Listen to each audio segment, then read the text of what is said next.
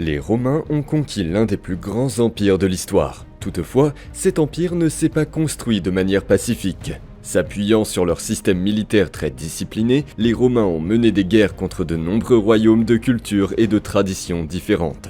De nombreux peuples guerriers ont organisé des armées pour combattre les envahisseurs latins, mais ils n'ont pas réussi à s'opposer à la République romaine, qui semblait toujours insatisfaite du nombre croissant de territoires et de villes sous sa domination. Mais Rome n'est pas la seule puissance militaire et économique en expansion. En Afrique du Nord, la grande ville de Carthage est restée stable et souveraine dans le contrôle des routes commerciales de la mer Méditerranée. Carthage a été fondée vers 814 avant Jésus-Christ par des colons phéniciens et en peu de temps, la ville a gagné en puissance et en splendeur. Au fil du temps, les Carthaginois fondèrent d'autres villes en Sicile et en Sardaigne et gouvernèrent les territoires d'autres peuples qui habitaient la région côtière africaine. Le contrôle que les Carthaginois exerçaient sur la mer Méditerranée affecta grandement la progression des conquêtes romaines et bientôt, des conflits armés entre les deux puissances commencèrent à se produire. Ces conflits donnèrent lieu à plusieurs guerres connues sous le nom de guerre punique. La première guerre punique eut lieu entre 264 et 241 avant Jésus-Christ. Il s'agissait d'un conflit maritime pour l'essentiel qui obligea les Romains à se doter d'une importante flotte de navires pour affronter les navires de guerre carthaginois. Au cours de la première guerre punique, des batailles terrestres eurent lieu sur l'île de Sicile, un point stratégique assez important pour le contrôle du commerce dans la mer Méditerranée. La guerre se termina par la victoire romaine à l'issue de la bataille des îles Éjades qui opposa les flottes romaines et carthaginoises. Les Carthaginois furent expulsés de Sicile et des autres territoires nouvellement conquis. Pour assurer le contrôle de leurs frontières, les Carthaginois furent contraints de signer un traité reconnaissant le droit de Rome à diriger le commerce méditerranéen. Le traité de paix entre Rome et Carthage fut entaché d'une méfiance permanente entre les deux peuples. Le Sénat romain imposait toujours de nouvelles exigences en matière d'impôts et de territoire, ce qui humiliait le fier peuple carthaginois. Le grand général carthaginois Hamilcar Barca concentra alors ses efforts sur l'invasion de la péninsule ibérique et la conquête de nouvelles terres pour Carthage. Hamilcar avait pris part aux dernières querelles de la première guerre punique et, après la fin de celle-ci, il participa à la guerre des mercenaires où il combattit une rébellion de mercenaires qui ravagea les villes alliées de Carthage.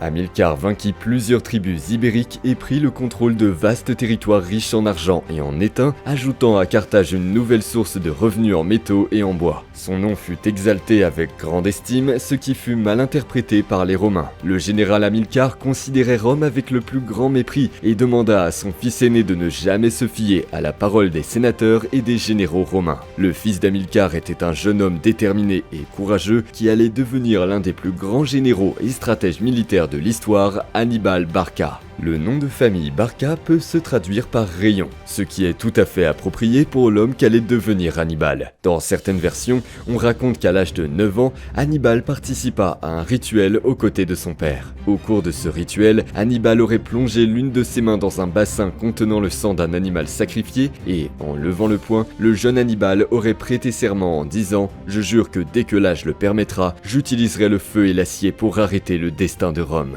Pendant son enfance, Hannibal étudia l'écriture et la philosophie avec des professeurs grecs et s'initia aux exploits militaires d'Alexandre le Grand tout en apprenant la stratégie militaire auprès d'un professeur spartiate. Les récits des conquêtes d'Alexandre inspirèrent à Hannibal l'étude de tactiques de combats inhabituelles et risquées, mais difficilement prévisibles pour ses ennemis. L'éducation privilégiée qu'il a reçue dans sa jeunesse a fait d'Hannibal un homme instruit dans différentes matières, ce qui lui a été très utile dans sa carrière militaire. Mais un événement inattendu changea la vie d'Hannibal pour toujours. Le père d'Hannibal, Hamilcar, mourut brutalement en 228 avant Jésus-Christ au cours d'une bataille contre des rebelles ibériques. Quelques années après sa mort, Hannibal fut choisi pour assumer le rôle majeur de commandant de l'armée. À 26 ans, Hannibal était un commandant rusé, vénéré par ses soldats. Beaucoup admiraient la ressemblance d'Hannibal avec son défunt père. Certains soldats vétérans exaltèrent même Hannibal en disant « C'est Hamilcar dans sa jeunesse ». La même énergie sur son visage, le même feu dans ses yeux. Hannibal poursuivit les campagnes militaires de son père contre les tribus ibériques et vainquit plusieurs armées ennemies, conquérant de nouvelles villes et de nouveaux butins pour Carthage. La réputation d'Hannibal se répand déjà parmi son peuple et atteint le Sénat romain, qui commence à suivre de près les traces du jeune général. Pour s'assurer un point de contrôle sur la péninsule ibérique, les Romains conclurent une alliance diplomatique avec la ville de Sagunto, située à l'emplacement de l'actuelle province de Valence en Espagne. Cette manœuvre stratégique des Romains fut prise comme une insulte majeure par les Carthaginois, puisque Rome revendiquait des territoires au-delà des frontières établies dans l'ancien accord de paix. Cette offensive contre Carthage mit le général Hannibal en colère et il attaqua la ville de Sagunto.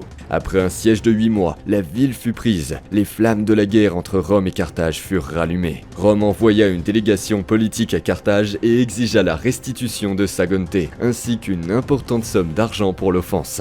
Mais les Carthaginois en eurent assez d'alourdir les ressources romaines. Les émissaires romains rencontrèrent une réponse inattendue et amère. Les Carthaginois choisirent la guerre. Profitant de la grande popularité d'Hannibal, le gouvernement carthaginois incita le peuple et les soldats à entamer une nouvelle guerre contre Rome. La deuxième guerre punique commença. Pour Hannibal, l'occasion tant rêvée de combattre les Romains et d'honorer la mémoire de son père était arrivée. Mais il savait que Rome n'était pas faible. Une erreur mineure pouvait tout faire basculer. Hannibal savait que le chemin le plus court vers Rome serait de traverser la Méditerranée et de débarquer avec ses troupes en Italie. Mais il faut de nombreux mois pour construire de nouveaux bateaux. La flotte romaine est trop puissante pour être contestée. Pour ne rien arranger, les Romains organisaient déjà leur légion pour se lancer à l'assaut de Carthage. Cette invasion se fera par voie terrestre à travers l'Espagne et par voie maritime à partir de l'île de Sicile. Hannibal prit alors l'une des décisions les plus audacieuses de l'histoire. Il décide de marcher contre Rome à travers l'Espagne et le sud de la Gaule. Hannibal réunit rapidement une grande armée, comprenant de nombreux chevaux, chameaux et 40 éléphants de guerre qui devaient traverser un terrain accidenté et peu réceptif. La longue marche commença à la fin du printemps 218 avant Jésus-Christ. Hannibal organisa des déploiements de soldats pour protéger la péninsule ibérique pendant son absence, laissant à Hasdrubal, son frère cadet, le commandement des troupes. Même à la tête d'une armée de plus de 90 000 guerriers, Hannibal savait que cela ne suffirait pas pour vaincre les légions et atteindre Rome. Il envoya alors des messagers recruter des mercenaires ibériques et gaulois. Malgré leur mépris mutuel pour Rome, de nombreuses tribus refusèrent d'envoyer des soldats pour soutenir la cause d'Hannibal. Après tout, si le général carthaginois échouait dans son attaque, la réponse romaine serait rapide et meurtrière. Néanmoins, environ 40 000 Gaulois rejoignirent l'armée d'Hannibal lors de son passage en Gaule. La rumeur de l'attaque de Rome se propagea rapidement. Lorsque les Romains apprirent l'avancée d'une armée aussi massive, ils établirent rapidement une ligne de défense et marchèrent sur la côte méditerranéenne dans l'espoir d'arrêter l'armée d'Hannibal dans son élan. Pour éviter un conflit qui risquait de diminuer considérablement ses effectifs, Hannibal changea d'itinéraire et remonta la vallée du Rhône où il obtint de nouveaux partisans gaulois. Hannibal ne pouvait désormais plus faire demi-tour. Les Romains le poursuivraient s'il tentait de battre en retraite. Il n'y avait pas d'autre solution que d'avancer par un nouvel itinéraire. La détermination d'Hannibal restait inébranlable, mais il était sur le point de rencontrer les plus grands obstacles de sa campagne militaire, les Alpes. Une vaste chaîne de montagnes si hautes qu'elles sont recouvertes de neige une grande partie de l'année en raison des basses températures. Même devant un défi d'une telle ampleur, Hannibal ne recula pas et entama ce qui allait devenir l'un des voyages les plus célèbres et les plus dangereux de l'histoire. L'air se refroidit au fil des jours d'automne et Hannibal Barca s'impatiente dans son camp militaire. Hannibal savait qu'il devait organiser rapidement sa marche risquée dans les montagnes. Si cela prenait trop de temps, l'hiver arriverait et les passages seraient bloqués par la neige. Les Romains ne resteraient pas non plus inactifs pendant l'hiver et lèveraient certainement une autre armée pour combattre Hannibal. Le temps sera un facteur décisif dans cette guerre. Pour augmenter les chances de survie de son armée, Hannibal engagea des Gaulois qui habitaient la région montagneuse et connaissaient les passages traîtres à traverser. Les Gaulois prévinrent Hannibal qu'il était trop tard pour effectuer la traversée, car l'hiver frapperait les hommes en marche, mais le chef carthaginois était prêt à prendre des risques. La longue et tortueuse marche d'Hannibal à travers les Alpes commença en 218 avant Jésus-Christ. Nous ne connaissons pas l'itinéraire emprunté par l'armée carthaginoise car les Alpes sont pleines de passages et il n'existe pas de document historique précis sur celui qui a été choisi par les guides gaulois. Les conditions climatiques et le terrain montagneux rendent également difficile le travail des archéologues à la recherche de preuves concrètes. L'une des théories les plus acceptées est que l'armée carthaginoise traversa une région connue sous le nom de col du Petit Saint-Bernard qui culmine à 2188 mètres. Aujourd'hui, ce col se trouve à la frontière entre la France et l'Italie. Quoi qu'il en soit, il est certain qu'une grande armée composée de guerriers carthaginois, numides, libyens, ibériques et gaulois fut capable de traverser ce terrain inhospitalier. Outre les soldats, il y avait des centaines d'animaux de combat et de cargaisons pour transporter les fournitures de l'armée, telles que la nourriture et le matériel pour les camps. Mais il y avait un autre danger dans les montagnes. Bien que le terrain alpin ne soit pas propice à la prolifération de la vie, certaines tribus gauloises hostiles habitent les régions les plus basses et les plus plates des montagnes. L'armée d'Hannibal tomba dans une embuscade tendue par l'une de ces tribus au cours de la marche. Elle subit de grandes pertes, principalement des animaux de charge, car les barbares des montagnes voulaient voler les armes et les armures qu'ils transportaient. Ils furent attaqués par la tribu des Cavars. Hannibal réussit à organiser rapidement une ligne de défense et à repousser les ennemis, mais cet épisode ébranla le moral de l'armée carthaginoise. 5 mois venaient de s'écouler depuis qu'Hannibal avait quitté la péninsule ibérique pour se rendre à Rome. Et maintenant, nombre de ses soldats mouraient dans les Alpes de fatigue, de froid, de faim et de maladie. Nous étions à la fin du mois d'octobre, la neige tombait sans cesse sur l'armée et la situation n'était pas bonne pour Hannibal. Pour motiver ses soldats, Hannibal utilisa ses talents d'orateur et convainquit ses hommes qu'ils étaient déjà proches de la plaine du Padane, une région située à l'ouest et à l'est de l'Italie où passe le fleuve Pô. Motivés par la nécessité de continuer à avancer et l'espoir d'atteindre rapidement un terrain plat, les soldats poursuivent leur marche, mais les difficultés sont loin d'être terminées. De nombreux passages sont bloqués par de gros rochers ou des glissements de neige. Face à cet énorme défi, Hannibal aura prononcé l'une de ses phrases les plus célèbres. « Je trouverai un chemin où j'en ferai un ». Prouvant son génie, Hannibal ordonna aux soldats de faire de grands feux sous les rochers et d'y verser de nombreux litres de vinaigre ou de vin. Cela affaiblit les rochers et permit aux soldats de les briser plus facilement à l'aide d'outils ordinaires. Poursuivant leur longue marche, Hannibal et son armée traversèrent un endroit extrêmement difficile dans les Alpes du Sud où la majeure partie de la route était constituée de falaises abruptes et de sentiers étroits. Beaucoup d'hommes et d'animaux perdirent l'équilibre et firent une chute mortelle au milieu des rochers acérés et de la neige glacée. Après 16 jours interminables, l'armée carthaginoise atteignit enfin le nord de la péninsule italienne. Mais Hannibal et ses soldats payèrent le prix fort pour leur passage à travers les Alpes, perdant près de la moitié de leurs troupes en raison des conditions météorologiques difficiles. On estimait à 33 000 le nombre de morts, parmi lesquels des soldats, des chevaux, des éléphants et des mules de bas. Hannibal organisa un campement dans la plaine du Padane où il permit à ses soldats de prendre un repos bien mérité. Mais il savait que les Romains avaient rapidement appris son emplacement et envoyé des émissaires à la recherche de nouveaux alliés parmi les tribus gauloises de la région. Parce qu'elles étaient plus proches de Rome, les tribus gauloises de la plaine du Padane étaient obligées de vivre sous la domination romaine, de payer des impôts et obéir aux exigences de leurs voisins plus puissants. Cela provoqua un grand mécontentement parmi les Gaulois et beaucoup commencèrent à rejoindre l'armée d'Hannibal. Lorsque les Romains furent informés de la position de l'armée carthaginoise aux portes de Rome, ils paniquèrent sous l'effet de la surprise. Les Romains perdirent la trace d'Hannibal depuis qu'il avait changé d'itinéraire en direction du Rhône. Ils pensaient qu'il était toujours en Gaule ou qu'il était retourné dans la péninsule ibérique. Traverser les Alpes en hiver était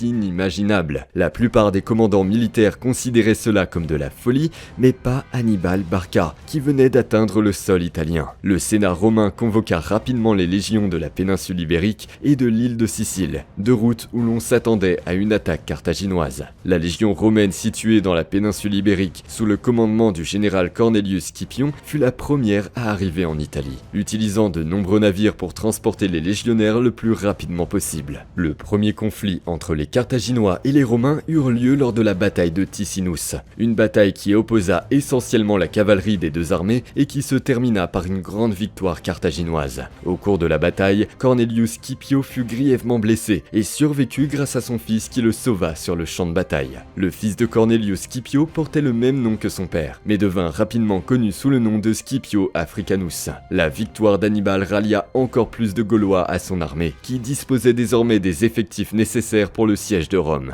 En décembre 218 avant Jésus-Christ, la bataille de la Trébia opposa l'armée d'Hannibal aux légions romaines de Sicile. La bataille se déroula près de la rivière Trebia, là où se trouve aujourd'hui la province italienne d'Émilie. Comme tous les grands généraux, Hannibal sut utiliser le terrain à son avantage et prépara une embuscade contre l'armée romaine. Hannibal disposait de nombreux chevaliers numides, un peuple d'Afrique du Nord spécialisé dans les attaques rapides avec de la cavalerie légère. Hannibal ordonna à la cavalerie numide d'attaquer le camp romain avant même l'aube. Une fois les légions ayant répondu à l'attaque, les numides devaient battre en retraite et attirer l'ennemi près de la rivière Trebia où des troupes carthaginoises se cachaient parmi les arbres et les buissons. Surpris et manquant de temps pour préparer le premier repas de la journée, les Romains endormis réagirent à l'attaque des Numides et mordirent à l'hameçon d'Hannibal. Ils tombèrent dans une embuscade sur un terrain boueux qui ne laissait que peu de place aux formations romaines. Certaines troupes romaines tentèrent de traverser la rivière pour rejoindre le camp d'Hannibal, mais l'eau rendait leur mouvement difficile et elles devinrent des cibles faciles pour les frondeurs et les lanciers carthaginois. L'armée romaine recula devant la supériorité stratégique d'Hannibal et les survivants s'enfuirent en désordre, répandant la nouvelle qu'ils étaient confrontés à un ennemi inhabituel et extrêmement dangereux.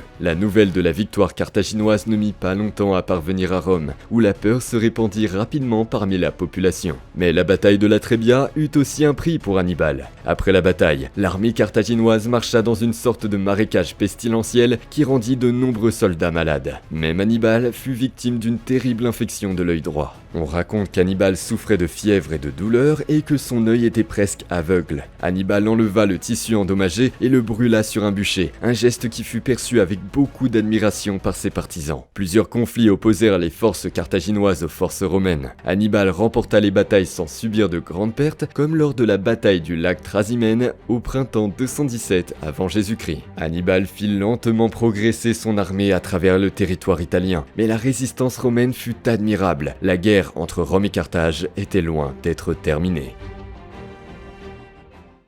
L'invasion de la péninsule italienne par Hannibal Barca avait déjà fait de nombreuses victimes, mais les Romains refusèrent de se rendre et continuèrent à recruter de nouveaux soldats pour défendre Rome. Hannibal fut contraint de suivre un itinéraire dans l'est de l'Italie pour éviter les terrains accidentés et rester à l'écart des légions romaines. Après des mois d'impasse, la bataille fatidique de Cannae eut lieu le 2 août 216 avant Jésus-Christ, une bataille si brutale et désastreuse qu'elle est parfois surnommée la bataille de l'anéantissement.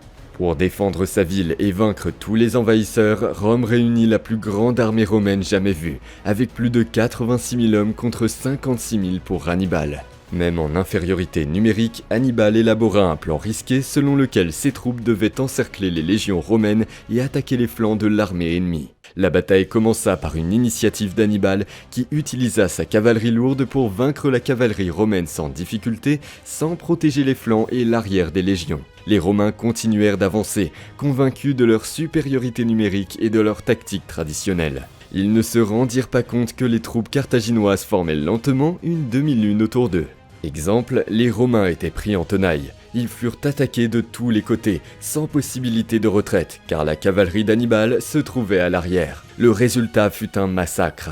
Environ 50 000 Romains furent tués, 20 000 furent faits prisonniers. L'armée carthaginoise perdit environ 6 000 guerriers, un faible prix pour l'énorme victoire contre Rome.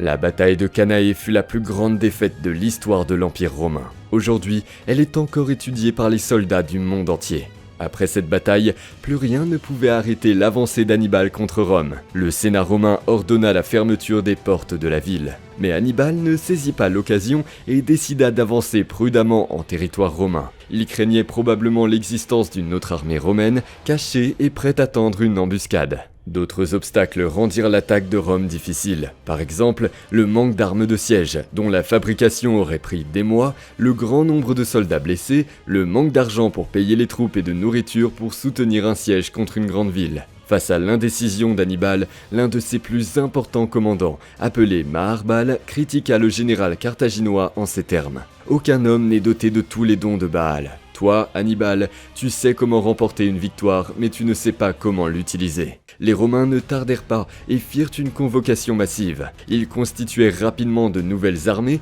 et attaquèrent autant que possible les camps d'Hannibal, en évitant l'affrontement direct avec l'armée carthaginoise.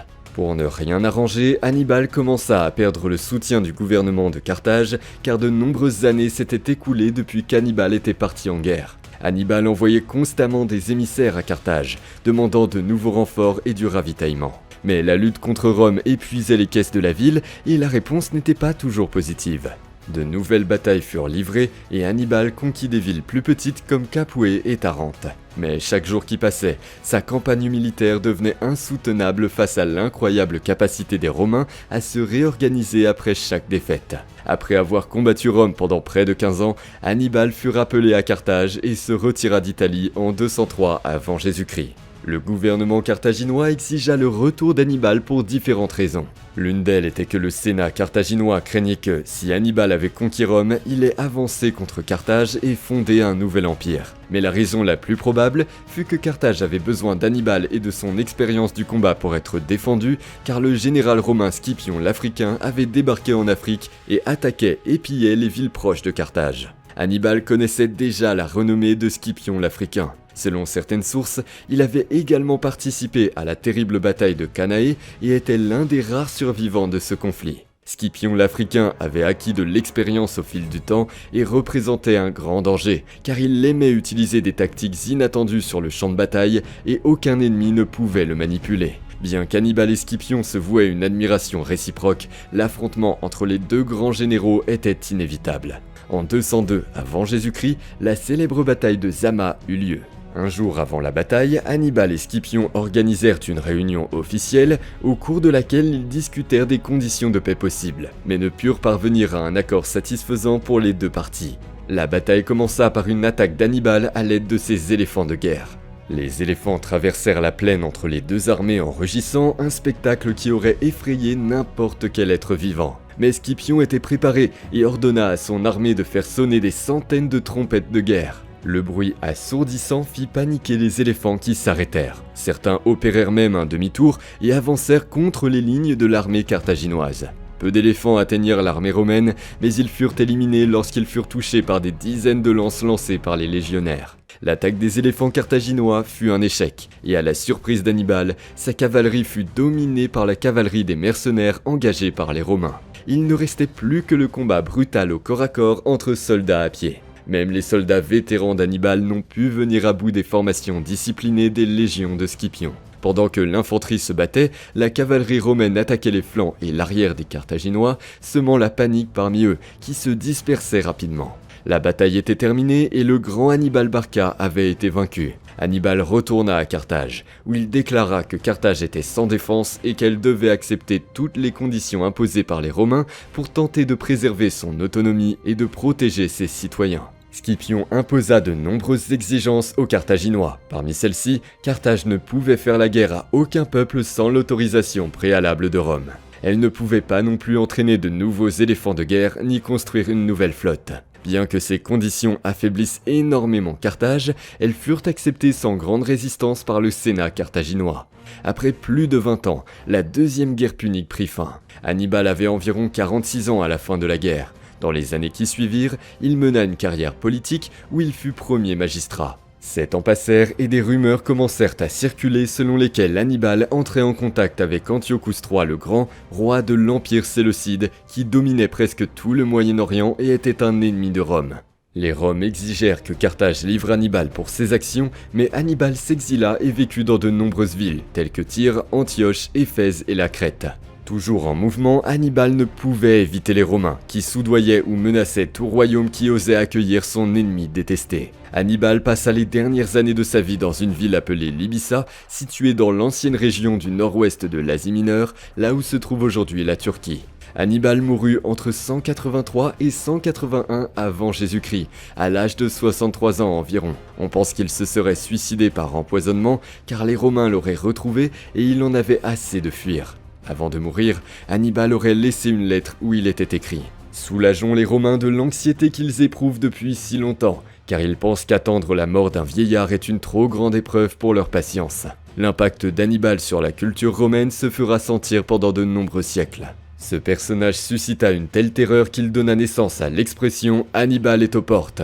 Cette expression est toujours utilisée pour exprimer l'anticipation d'une calamité. Les Romains vouaient une admiration réticente à Hannibal, allant jusqu'à ériger des statues du général carthaginois. La deuxième guerre punique permit également aux Romains de constater qu'ils devaient améliorer leur tactique de guerre. L'utilisation de stratégies militaires innovantes peut accélérer le processus de conquête de nouveaux territoires. L'histoire d'Hannibal Barca a été racontée dans plusieurs livres, films et documentaires, et sa vie est remplie de moments glorieux dont on se souvient encore avec admiration. La personnalité et la volonté d'Hannibal sont une source d'inspiration pour beaucoup, qui le considèrent comme un exemple de leadership et de rébellion contre une force oppressive. On peut affirmer que si Hannibal avait conquis Rome, il aurait changé le cours de l'histoire pour toujours.